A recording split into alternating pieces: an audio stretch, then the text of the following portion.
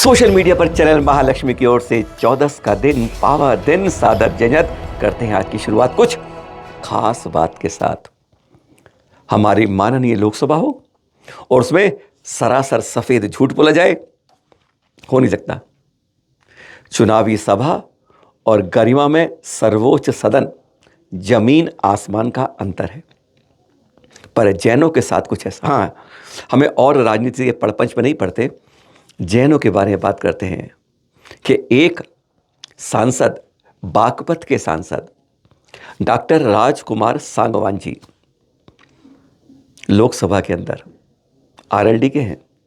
उन्होंने सरकार को, कहते हैं ना, क्या कहते हैं वो, बटर लगाने के लिए उन्होंने क्या बात करी।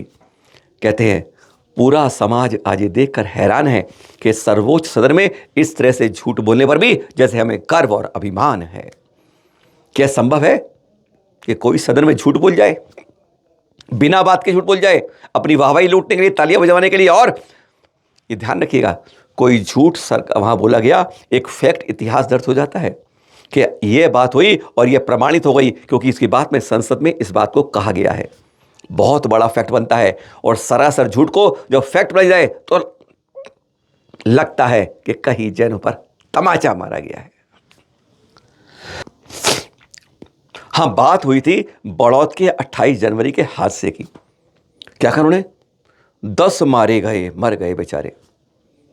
क्यों झूठ बोलते हो? अरे जिंदा को भी मरने में गिनते हो। आज अभी तक 7 तत्काल और 2 उसके बाद इलाज में मृत्यु हुई है और आप उसको 10 बता देते हो उस दिन, और कई घायल हो गए।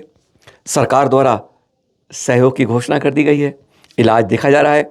ऐसी कोरी कप। वैसे एसडीएम आए थे ना वहां पर, उन्होंने भी कहा कि सारे इलाज मुफ्त करवा रही है सरकार, लेकिन आपको बता दें किसी का इलाज निःशुल्क नहीं हो रहा है, जैसा लोकसभा में। पहले हाँ सुन लीजिए जरा सांगवान जी का वह बात जो कहते हैं फैक्ट बन गई, हकीकत में कोरा कोरा कोरा सरासर झूठ कह गई। सुनिए जरा। मेरा बागपत लोकसभा क्षेत्र है, उसी दिन सेम दिन एक घटना मेरे बागपत लोकसभा क्षेत्र में जैन समाज का धार्मिक आयोजन था। उसमें जैन समाज के धार्मिक आयोजन में लाखों की भीड़ नहीं थी, लेकिन घटना घड़ी 10 लोगों की जान चले गई, 70-80 लोग घायल हुए।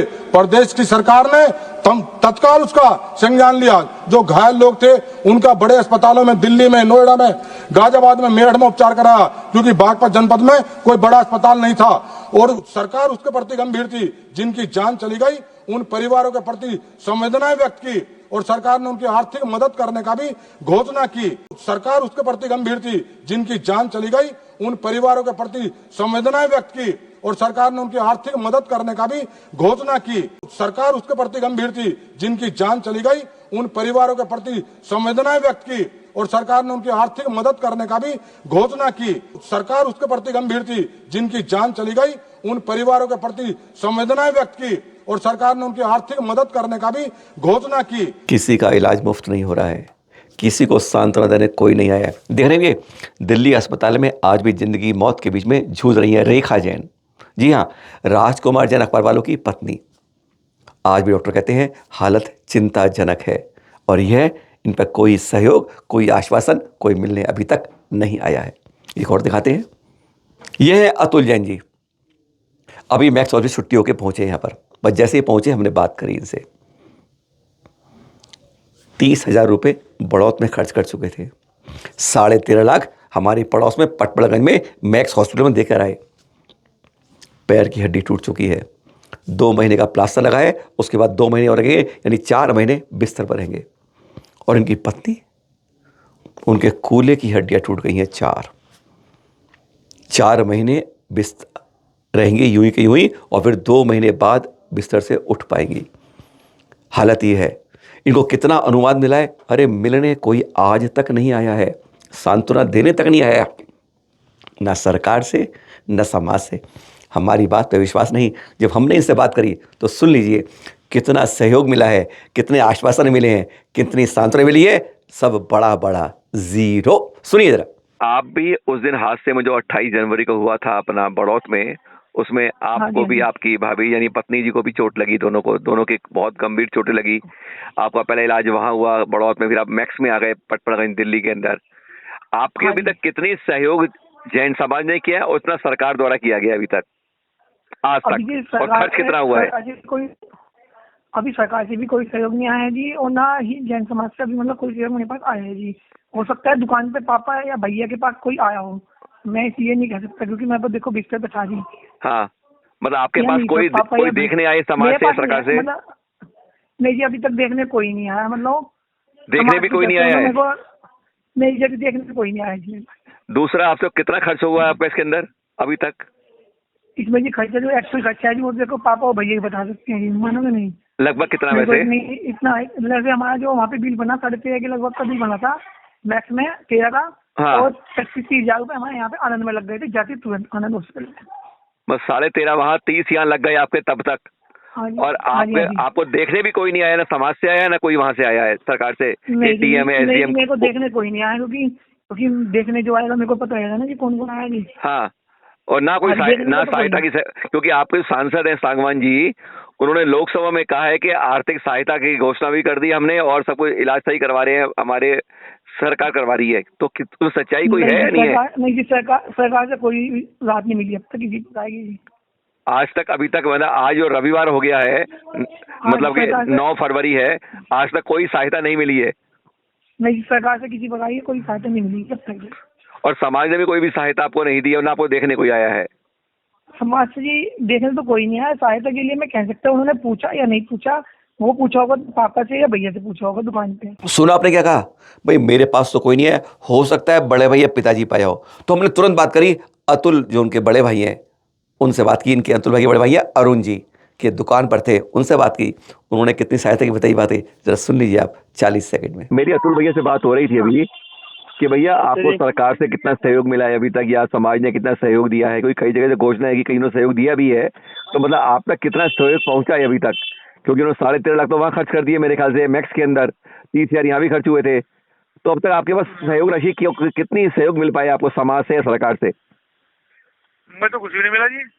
क्योंकि वो कह रहे भैया से पूछ ले एक बार, मैंने स्लिप कोई पैसा सहयोग कहीं से नहीं मिला? नहीं जी नहीं, कोई आश्वासन मिला हो समाज से या एसडीएम से, एडीएम कोई से? नहीं मिला जी। कोई भी नहीं मिला। कोई आपका मिलने आया, आश्वासन देने आया था आपके पास कोई?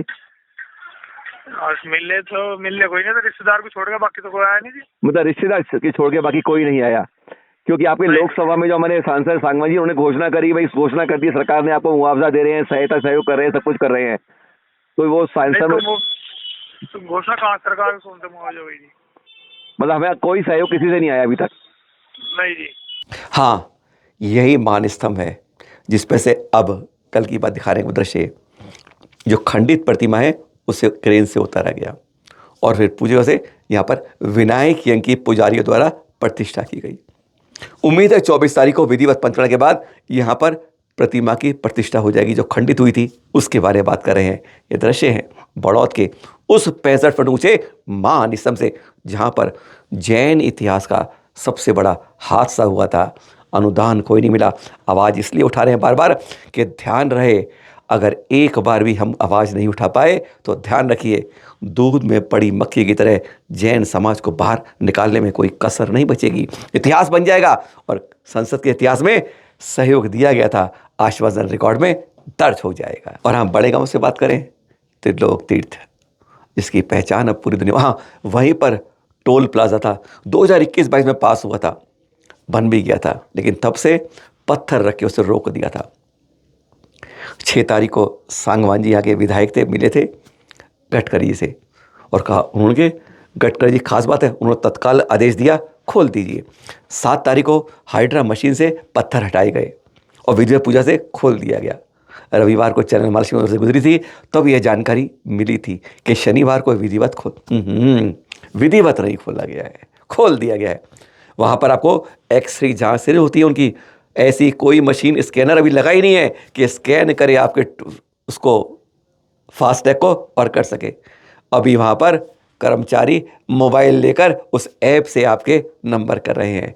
ऐसा टोल प्लाजा जो खुला है, शायद इस देश के अंदर ऐसा पहला अनोखा टोल प्लाजा होगा कि जहाँ पे स्कैनर आदि विधियाँ नहीं है पर टोल प्लाजा खुल गया है। हमने पूछा वहाँ पर उससे, उसने फ़ोटो लेने को मना कर दिया। तो उसने बताया कि कल यानी शनिवार को 59 वाहन उतरे थे यहाँ से और 37 ऊपर गए थे।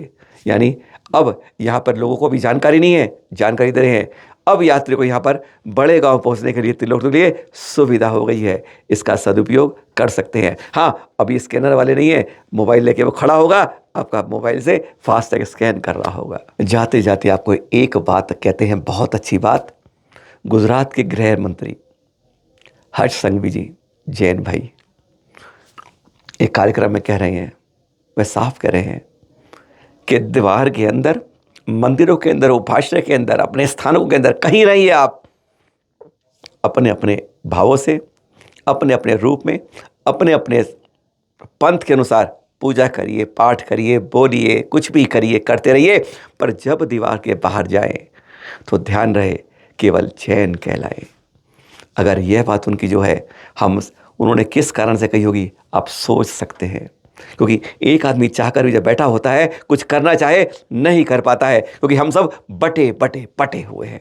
बहुत काम की बात कह दी उन्होंने, लड़ो झगड़ो कुछ भी करो, अंदर कुछ भी बात करो, कैसी पंथवाद रखो, कैसी पूजा करो, सब अपनी मान करते रहो, लेकिन जब उससे बाहर निकले तो एक जैन ही रहे। सुनिए जरा जाते जाते। कोई भी उपाश्रय होय, कोई एक तिथिમાં માનતું હશે, કોઈ બે તિથિમાં માનતું હશે, કોઈ ત્રણ થોયમાં માનતું હશે। હું તો એક જૈન શ્રાવક તરીકે બધાને હાથ જોડીને વિનંતી કરું છું કે આપણા માટે બહુ મોટો ચિંતાનો વિષય છે। આપણી ભક્તિ ઉપાશ્રય સુધી જ સીમિત રાખવી જોઈએ। જેને જે યોગ્ય લાગે જરૂરથી એ જ રીતે કરવું જોઈએ। પરંતુ ઉપાશ્રયથી બહાર આવ્યા પછી આપણે સૌ એક છે એનો સંદેશો આપણે આપવો જોઈએ। મારી આપ સૌને વિનંતી છે, 5, 25, 50, 100, 200 લોકોની પોતાની માન્યતાના માટે એ ચર્ચા, એ ડિસ્કશન, એ ડિબેટ એ માત્ર ઉપાશ્રય સુધી જ હોવું જોઈએ। ઉપાશ્રયના દરવાજાની બહાર નીકળીએ ને સાહેબ, એટલે મારો ભાઈ તો મારો ભાઈ છે, એની વચ્ચે કોઈ પ્રકારની ડિફરન્સ ના હોવું જોઈએ। આજે આ જરૂર છે કે નથી જરૂર?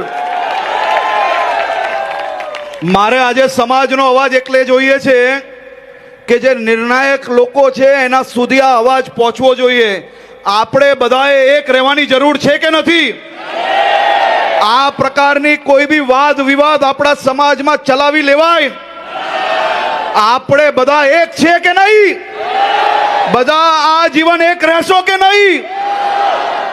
આપણા સામાજિક વિષયો માટે ક્યારેય આપણે સંકલ્પ લેવો જોઈએ કે ક્યારેય આ ચર્ચા, આ વિચારના અને આ વિષયના લીધે આપણે સમાજમાં ક્યારેય તકરાર નહીં કરશો, આપણે ક્યારેય નહીં કરશો। જીવનમાં બીજા બધા પાપ છૂટી જશે ભાઈ, પણ આ કરેલા પાપ ક્યારેય નહીં છૂટે, હું તમને 100% ગેરંટી આપું છું ભાઈ।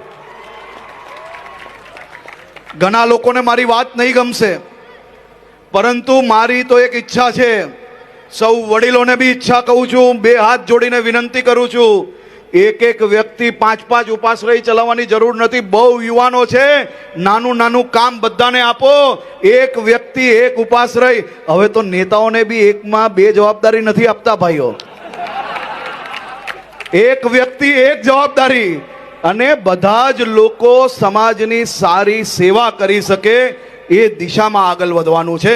મારી આપ સૌને બે હાથ જોડીને વિનંતી છે કે સમાજના વિષયોની ચર્ચા અને એની ઉપર નિરાકરણ અને એની ઉપર કામગીરી એ જરૂરથી થવી જોઈએ।